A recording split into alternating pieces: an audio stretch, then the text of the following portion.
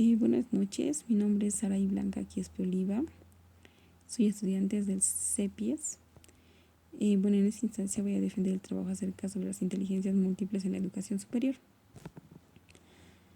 Para empezar un poco sobre el tema, es importante definir a lo que es la inteligencia. Si nosotros definimos, esta es la capacidad de solucionar los problemas, de adaptarse al ambiente, razonar.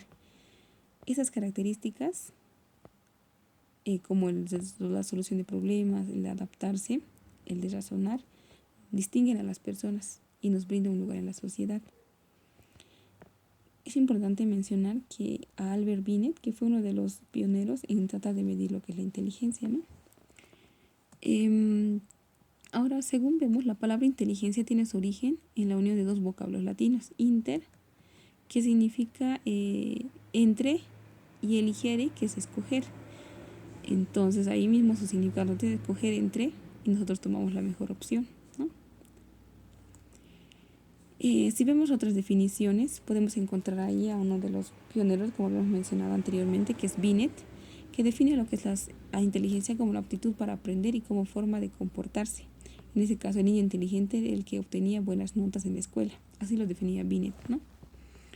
Otro, Piaget define como el proceso complejo y evolutivo de adaptación al medio, determinado por estructuras psicológicas que desarrollan el intercambio entre el niño y su ambiente. Y Gardner define a la inteligencia como la capacidad de resolver problemas o elaborar productos que sean valiosos en una o más culturas. Ahora, si seguimos repasando, podemos ver acerca sobre las teorías. Las teorías, según Sternberg, en 1990, acerca de la inteligencia, esta la divide, clasificó en implícitas y explícitas. En este caso, las implícitas eran aquellas que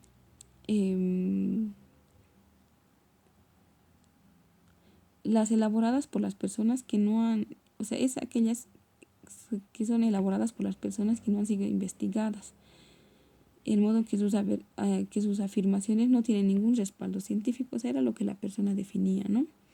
Y aquellas, las explícitas, en cambio, son producto de investigaciones que han sido comprobadas a través de pruebas. Y si vemos aquí, existen diferentes personajes los cuales han dado diferentes teorías acerca de lo que es la inteligencia, ¿no? En este caso, Galton define que es una herencia. La herencia es un factor clave en la inteligencia, ¿no? Todo es relacionado con la herencia, que es una amplitud cognitiva que determina el éxito o fracaso en cualquier tarea cognitiva. Cattell desarrolla la primera batería para medir las diferencias de inteligencias entre las personas. Entonces, este es el que realiza una prueba mental. Y otra vez mencionando a Binet, Alfred Binet, como habíamos dicho, es uno de los pioneros en la cual fue uno de los primeros que trató de medir la inteligencia. Y juntamente con Simon, fue uno de los primeros que realizaron pruebas para, como había mencionado, poder medir lo que es la inteligencia, ¿no? Y aquí en este caso Simon comparte la idea de Binet y proporciona el concepto de edad mental. En este caso también tenemos a Lewis Ternan, que se basa en las pruebas de Binet y Mama y los adapta para establecer las primeras diferencias entre los adultos y niños, ya que Binet y Simon solamente se diferenciaban en las inteligencias en los niños, ¿no? También está Walter Strem, que formula el concepto de coeficiente intelectual, que este coeficiente intelectual era el resultado entre dividir la edad mental entre la edad cronológica. Es ahí donde surge, como habíamos denominado, el coeficiente intelectual, ¿no? Que, como aquí indica, se divide entre la edad mental sobre la edad cronológica y esta lo dividimos y lo multiplicamos por 100 y se da un puntaje, ¿no? Este puntaje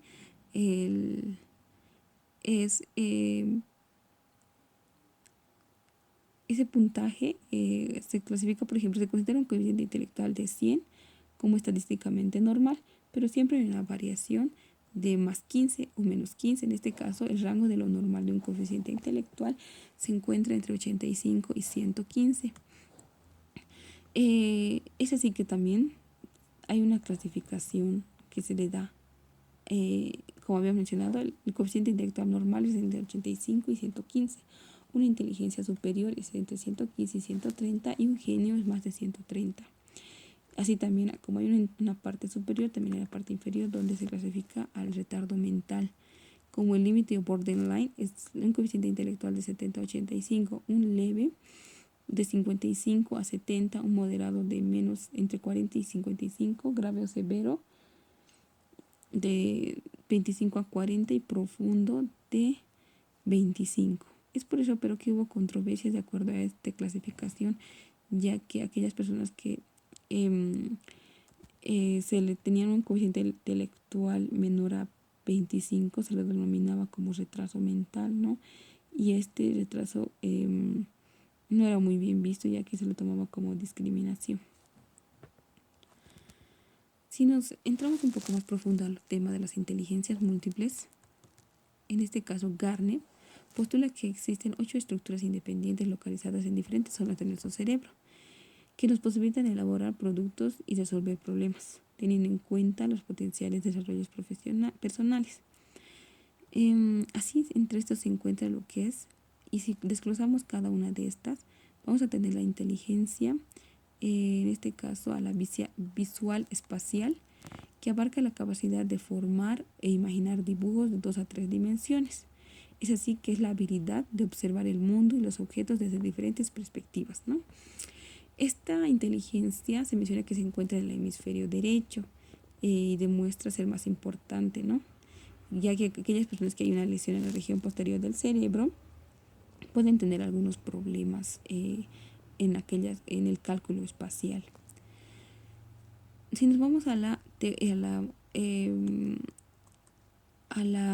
inteligencia naturalista, esta permite detectar, diferenciar y categorizar los aspectos vinculados a la naturaleza. Por ejemplo, a los animales, a los vegetales, a los fenómenos del clima, geografía en sí, en todo lo que es relacionado con la naturaleza.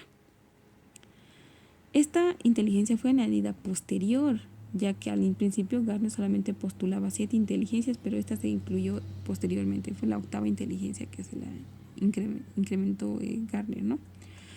Si nos vamos a la inteligencia lógico-matemática, esta es la inteligencia que nos permite, tiene la capacidad de usar los números de manera efectiva y de razonar adecuadamente. Es decir, aquella que se razona excepcionalmente por los números, ¿no?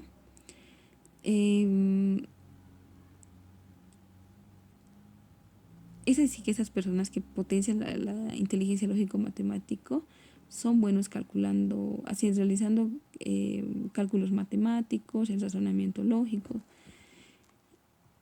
Ahora nos vamos a lo que es la inteligencia lingüística verbal, que es una de las principales, me parece, que es la capacidad de dominar el lenguaje y poder comunicarlos a través del habla en este caso, ¿no? Porque nosotros desde pequeños aprendemos a usar un idioma para podernos comunicar. Las personas que dominan más la comunicación son aquellas las que cuentan con una inteligencia lingüística superior. Es por eso que nos mencionan que la inteligencia lingüística no hace referencia solamente a la habilidad para comunicación oral, sino a otras formas de comunicarse, como la escritura, así también están los gestos, ¿no? Si nos vamos a la inteligencia musical, bueno, esta inteligencia está relacionada, como su nombre mismo le indica, con la música, es decir, el arte de la música, ¿no? Todas las culturas tienen algún tipo de música más o menos elaborada, lo cual lleva a Garner a entender que existe una inteligencia musical latente en todas las personas, ya que algunas personas tienen esa capacidad de cantar, de tocar instrumentos, de estar relacionada en sí con lo que es la música. Su ubicación de esta inteligencia es en el hemisferio derecho, en el lóbulo frontal, en este caso en el lóbulo frontal derecho y el temporal, ¿no? Ya que cuando existen ciertas lesiones en esta región, existe una evidencia de lo que los médicos denominamos amusia, que es la pérdida de la capacidad musical. Y ahora si nos vamos a lo que es la inteligencia kinestética, corporal kinestésica, es la habilidad corporales y motoras que se requieren para manejar herramientas o para expresar ciertas emociones representando un aspecto esencial. En este caso, como nosotros, por ejemplo, los médicos, tenemos muy desarrollada esta inteligencia, ¿no? Ya que necesitamos nuestras manos, ser habilosos, en este caso a los cirujanos, manejar los instrumentos, buena manipulación de eso, tener destreza, en este caso, en las manos para poder realizar una buena cirugía. Me parece que los médicos tienen desarrollado esta inteligencia, ¿no? Ahora nos vamos a lo que es la inteligencia intrapersonal. La inteligencia intrapersonal define la capacidad de conocerse a uno mismo. Es como una parte introspectiva, ¿no? Entender, explicar los propios sentimientos de nosotros. Esta inteligencia se ubica en los lóbulos frontales. Las personas que destacan a la inteligencia intrapersonal son capaces de acceder a sus sentimientos y emociones y reflexionar sobre estos, ¿no? Y al contrario de la inteligencia intrapersonal y la inteligencia interpersonal, esta inteligencia interpersonal abarca la habilidad de fijarse en las cosas importantes para otras personas, acordándose de sus intereses. O sea, en este caso está más relacionado con lo que les rodea, con las personas que están a su alrededor. Ahora nos vamos a lo que es la educación superior. Definamos un poco sobre lo que es la educación superior. Ibáñez considera que la educación tiene objetivo la formación de capacidades y actitudes de los individuos para su integración a la sociedad. En este caso definimos que la educación superior es la formación de profesionales competentes, en este caso, individuos que resuelvan creativamente, es decir, de manera novedosa y eficaz, problemas sociales. Entonces, ¿cómo nosotros podemos relacionar las inteligencias múltiples a la educación superior? En este caso, actualmente sería requisito que la educación superior, que las materias sean presentadas por los docentes de forma diferente a lo tradicional. Antes, como habíamos visto, el protagonista siempre era el docente, ¿no? En este caso, para poder cambiar esto, el protagonista tiene que ser el estudiante. Para eso se ha hecho un requisito que como nosotros como futuros docentes, podemos potenciar las inteligencias múltiples en nuestros estudiantes y así poder, en este caso, fortalecer estas inteligencias múltiples en los estudiantes e incorporarlo en lo que es en la malla curricular, en este caso en la currícula, para así poder hacer que esto se implemente y potenciar al estudiante, ¿no? Y por eso Gardner reconoce la existencia de inteligencias diversas. O sea, cada persona en este mundo no es igual, ¿no? Entonces somos cada uno diferentes.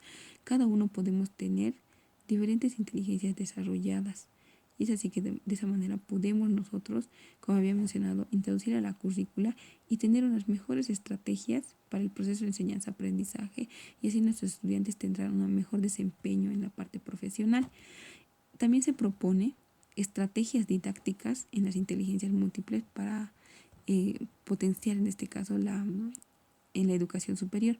Por ejemplo, si nosotros como docentes queremos potenciar la inteligencia lingüística en nuestros estudiantes, podemos realizar exposiciones, discusiones en grupos grandes, pequeños, usar reuniones creativas, juegos de palabras, narraciones, debates. Ahora, si queremos potenciar la parte lógico-matemática, podemos hacer demostraciones científicas, ejercicios para resolver problemas lógicos, juegos, rompecabezas en este caso. Ahora, para dirigirnos a lo que es a la inteligencia espacial, lo que nosotros como docentes podemos hacer cuadros, gráficos, diagramas, mapas conceptuales, realizar fotografías, diapositivas, películas, rompecabezas, laberintos, etcétera, ¿no?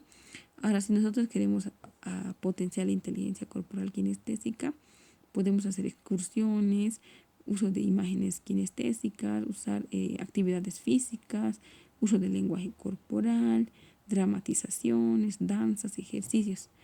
Ahora, si nos dirigimos a la parte musical, podemos hacer cantos, tarareos, grabaciones, uso de música de fondo, creación de melodías.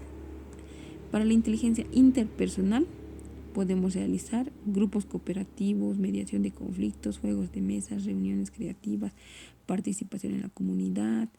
Y en la parte intrapersonal podemos hacer juegos individualizados, reflexiones personales, actividades de autoestima, confección de diarios, sesiones de definición de metas. Y para la inteligencia naturalista, paseo por la naturaleza, acuarios, videos, películas, diapositivas con temas acerca de lo que es la naturaleza, ¿no? Entonces, si nosotros como docentes implementamos estas estrategias, sería excelente para que así nuestros estudiantes tengan un mejor desempeño en la parte profesional, ¿no? Y así solamente no potenciar una inteligencia, sino varias inteligencias, que así como las personas, nosotros mismos no solamente tenemos una inteligencia, unas podemos tener desarrolladas una inteligencia más que otras, pero de igual manera la tenemos, ¿no? Es así como para finalizar, en las conclusiones, es importante las teorías de las inteligencias múltiples en la educación superior para incorporar esta teoría a las currículas, la implementación de nuevas estrategias, y así los docentes podrán desarrollar las distintas capacidades de los estudiantes y realizar un mejor rendimiento de estos, ya que los estudiantes son totalmente diferentes en cuanto a sus habilidades y conocimientos. Es por eso que con la ayuda acerca de las inteligencias múltiples y la implementación de procesos de enseñanza-aprendizaje se podrá escoger mejor y más apropiados recursos didácticos, y así potenciar a nuestros estudiantes y en futuro tener unos excelentes profesionales, ¿no? Bueno, muchas gracias por su atención. Eso es todo.